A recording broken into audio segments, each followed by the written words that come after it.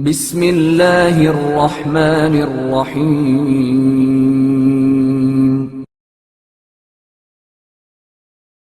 معتز باللہ کی سلطنت اور امام علی نقی علیہ السلام کی شہادت۔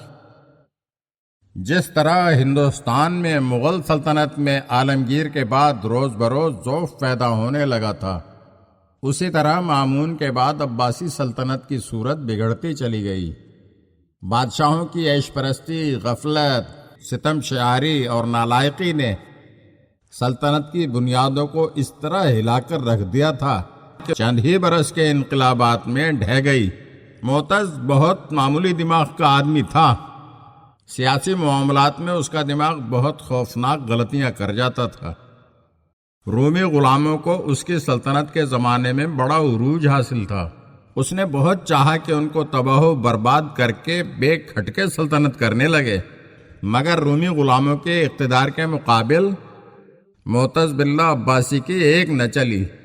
رومی غلاموں کو جب یہ پتا چلا کہ معتز ہمارا جانی دشمن ہے تو سب نے مل کر اس بات کی کوشش کی کہ اسے بہت جلد معزول کر کے اس کے بھائی مؤید کو تخت نشین کر دیں، اور وہ اپنی اس تدبیر میں ضرور کامیاب ہو جاتے، لیکن معتز نے موقع پا کر مؤید کو اس طرح ہلاک کر دیا کہ اس کے ہاتھ پاؤں بندھوا کر برف کے اندر دبا دیا اور اوپر سے سرد پانی اس پر بہایا، یہاں تک کہ اس کا خاتمہ ہو گیا، اور سب میں یہ مشہور کر دیا گیا کہ وہ اپنی موت سے مرا ہے۔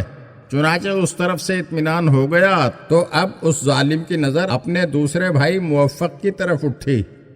بہت جلد اسے بھی گرفتار کرا کے بصرہ کے قید خانے میں بند کر دیا۔